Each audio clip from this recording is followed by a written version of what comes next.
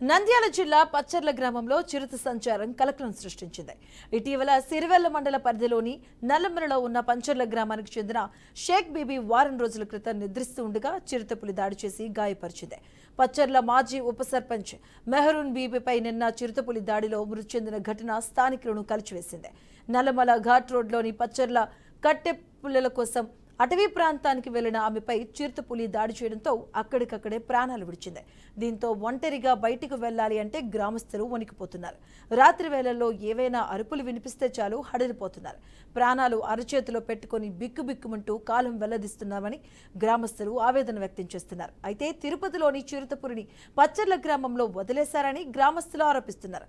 అటవీ శాఖ అధికారులు పట్టించుకోవడం లేదని ఆవేదన వ్యక్తం చేస్తున్నారు.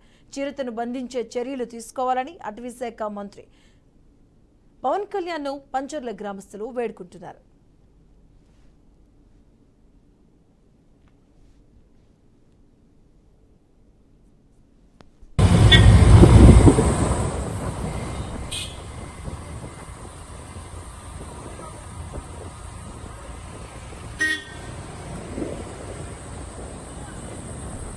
మంత్రి కదా కొద్దిగా ఇట్లా ఫారెస్టులో కొద్దిగా తీసుకొని కొద్దిగా అది మన అడవి పులి తెచ్చి ఇక్కడ తిరుపతి నుండి తెచ్చి ఇక్కడికి ఇలిచినారు. అది నలుగురిని ఆల్రెడీగా బరికింది. ఇప్పుడు లేడీస్ నిన్న రాత్రి నైట్ పగులు కొండ పోయింటే పుల్లలు కట్టి పుల్లలు తెచ్చుకుందామని ఓటర్లేకి పోయింటే ఆమెను పట్టుకొని ఇక్కడి వరకు ఇక్కడ మొత్తం తినేసింది. ఏం లేకుండా చేసింది. ఈ ఫారెస్టులు కూడా ఏం పట్టించుకోవడం లేదు.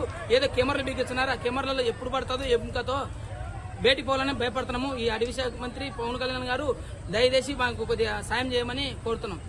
అరుగుత మేము లేకుండా బ్యాంబు కూత తీసుకుపోయి ఒక కట్ట 2 కట్టలు అడవిలో తీసుకుపోయి కూత ఈ ఫారెస్ట్ వాళ్ళు పట్టుకోవడం ఎక్కువైంది. మాకు మేము కడుపుకు తిననీకుత ఏం లేదు మాకు ఆహారము. అది కోరుతున్నాం పవన్ కళ్యాణ్ గారు.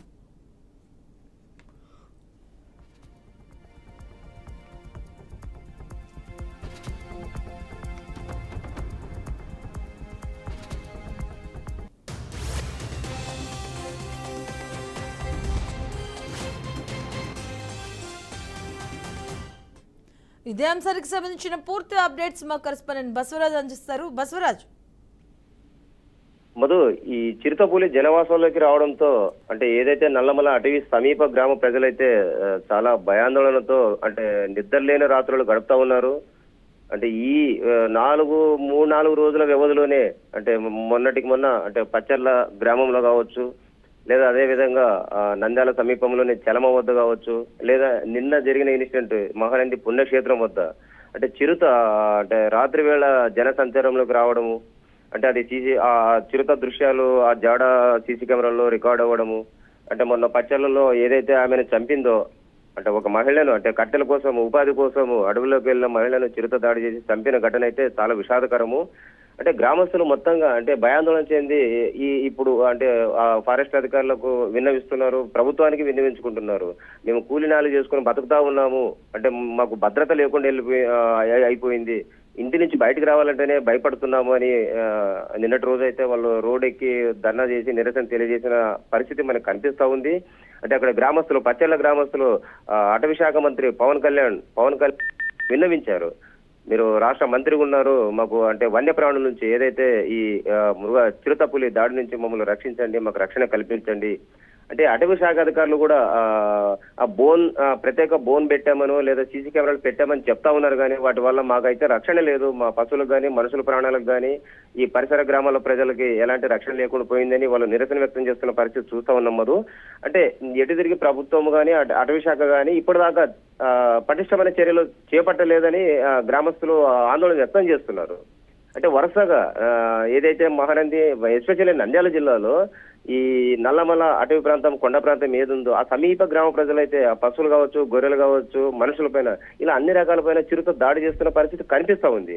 అంటే వీళ్ళు ప్రధానంగా ఆరోపిస్తున్న మాట ఏమంటే అదే గతంలో ఏదైతే తిరుమల ఘాట్ రోడ్ లో అంటే కొండ మెట్ల మార్గాన ఒక పాపనైతే చిరుత తినని ఘటన మనకు తెలిసిందే. ఆ పాపను చంపేసిన ఘటన అక్కడ దొరికిన ఆ చిరుతని ఇక్కడ తెచ్చి వదిలేరు కాబట్టి ఇది మనుషులు తినడానికి రుచి పెరిగి మా పల్లె గ్రామాలపైన మా జనాలపైన దాడి చేస్తుందని వీళ్ళు ఆరోపిస్తున్నారు.